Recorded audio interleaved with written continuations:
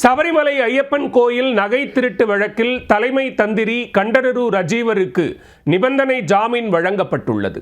41 நாட்கள் நீதிமன்ற காவலில் இருந்த நிலையில் கொல்லம் நீதிமன்றம் அவருக்கு ஜாமீன் வழங்கியுள்ளது. அடிப்படை ஆதாரங்கள் இல்லாத நிலையில் சபரிமலையின் தலைமை தந்திரி கைது செய்யப்பட்டது ஏன்?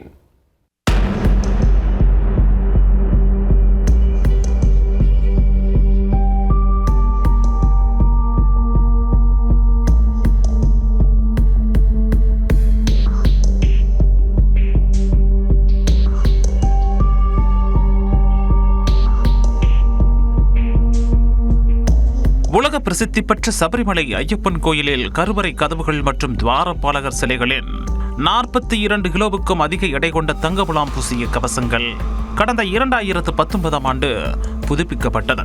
பராமரிப்பு பணிக்காக திருவிதாங்கூர் தேவஸ்தானம் போர்டு அந்த கவசங்களை ஒப்படைத்த போது அதன் எடை 42.8 கிலோவாக இருந்தது.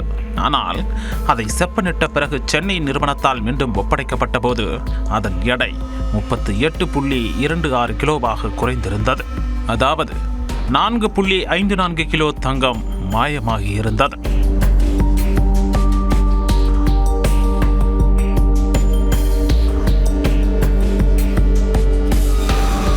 இந்த பகீர் சம்பவம் குறித்து கோயிலை நிர்வகித்து வரும் திருவிதாங்கூர் தேவஸ்வம் போர்டு போலீசில் புகார் அளித்தது. ஐயப்பனின் நகை திருட்டா? என்ன நடக்கிறது சபரிமலையில்? இப்படி கேரளா மட்டுமல்லாது நாடே கேள்வி எழுப்பியது. அதனால் இந்த விவகாரத்தில் கேரள உயர்நீதிமன்றம் தாமாக முன்வந்து வழக்கை விசாரித்து சிறப்பு புலனாய்வு குழுவையும் அமைத்தது. தங்க கவசங்களின் புதுப்பித்தல் செலவை ஏற்றுக்கொண்ட பெங்களூரு தொழிலதிபர் உன்னிகிருஷ்ணன் போற்றி, திருவிதாங்கூர் தேவஸ்வம் வாரியம் முன்னாள் தலைவர்கள் 2 உட்பட 11 பேர் கைது செய்யப்பட்டனர்.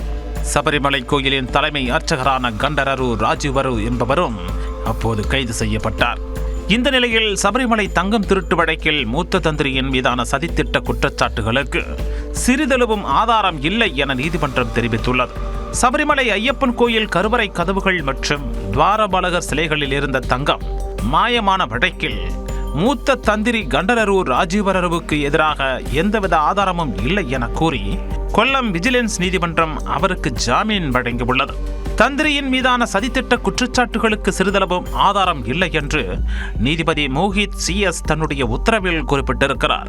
தங்கம் தொடர்பான பதிவேடுகள் மற்றும் பராமரிப்பு பணிகளில் தந்திரிக்கு தொடர்பில்லை என்றும் அந்த பொறுப்புகள் அனைத்தும் திருவிதாங்கூர் தேவஸ்வம் போர்டு அதிகாரிகளுக்கே உரியது எனவும் நீதிமன்றம் தெளிவுபடுத்தியிருக்கிறது.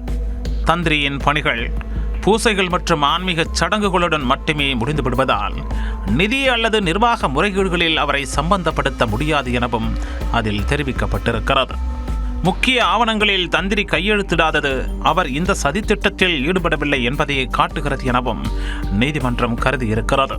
சுமார் 41 நாட்கள் நீதிமன்ற காவலில் இருந்த தந்திரி பிணை தொகையாக 2 லட்சம் ரூபாய் செலுத்த நிபந்தனை விதிக்கப்பட்டு அவர் ஜாமீனில் விடுவிக்கப்பட்டுள்ளது குறிப்பிடத்தக்கது.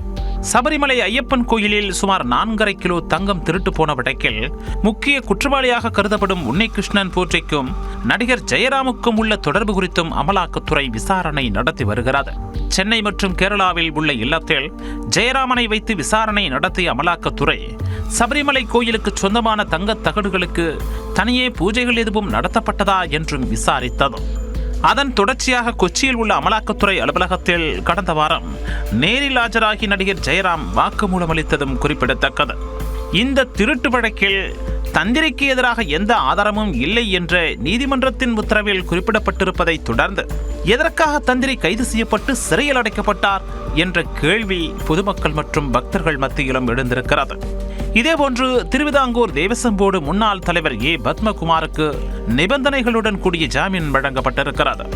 இந்த வழக்கில் 90 நாட்கள் கடந்தும் சிறப்பு புலனாய்வு குழு குற்றப்பத்திரிகை தாக்கல் செய்யாததால் கொல்லம் ஊழல் தடுப்பு நீதிமன்றம் அவருக்கு ஜாமீன் வழங்கியதும் குறிப்பிடத்தக்கது.